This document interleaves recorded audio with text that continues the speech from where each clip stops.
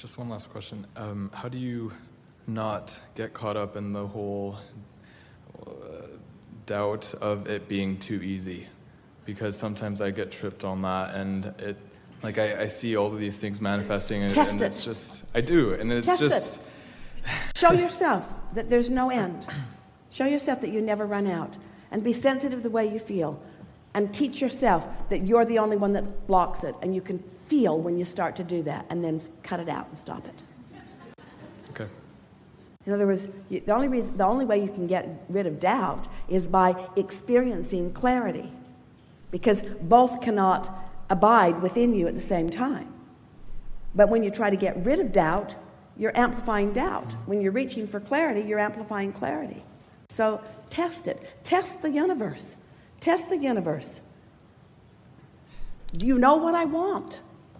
Do you know what I want, and do you know where it is?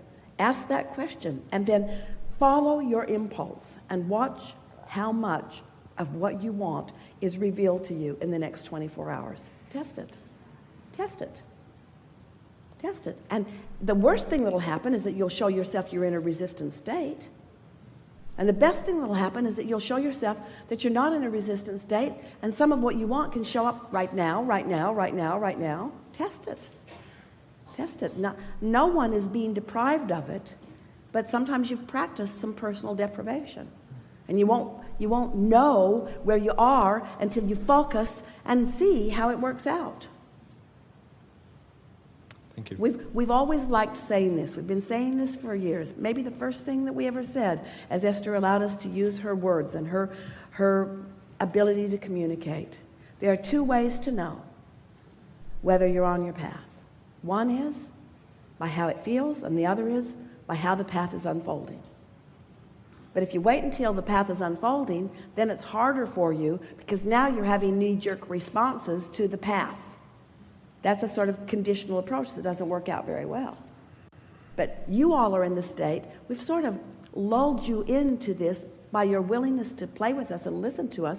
We've lulled you into a state of alignment. You are in the closest state of alignment that you've been in a very long time. And all the things that you want are queued up for you. So the question is, how much of what's queued up for you? That's sure. It's sure. It's sure. You're supposed to have it. You're supposed to get it. You're supposed to be it. You're supposed to do it. In other words, it's sure. How much of it are you ready to realize right now? And there's no judgment about whether you're allowing enough of it or not.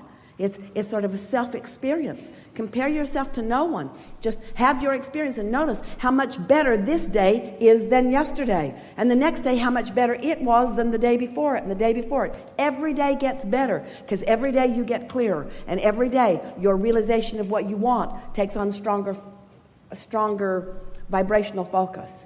Every day it gets better and better. You are not here to experience diminishment. You did not reach a peak from which you are sliding away from. Every moment that you are breathing in this physical body, it is natural that the day after this day is better than this day. And if anything other than that is happening, is because you're practicing thoughts about stuff you don't want and holding them as active vibrations in your vibration and in your point of attraction, and therefore preventing the universe from yielding to you. That's the wrong way of saying it. The universe is yielding it. You're preventing yourself from reaching out and taking it. You're so in the right place at the right time. You came into this time-space reality for the exhilaration of creation.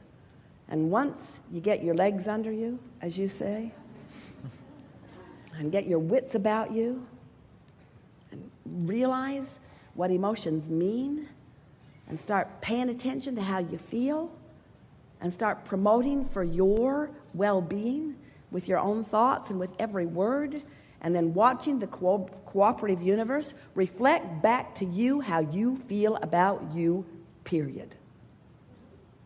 Reflect back to you how you feel about you. It's an art. You got to practice feeling about you in a way that a lot of other people didn't feel about you, because they don't have the resources to feel about you, because it's not about them feeling about you. They weren't born with the ability to do it for you, because it's not their job. It's only your job. the art of feeling about myself the way Source feels about me, and then allowing the representation of that self-awareness and self-appreciation shower down around me.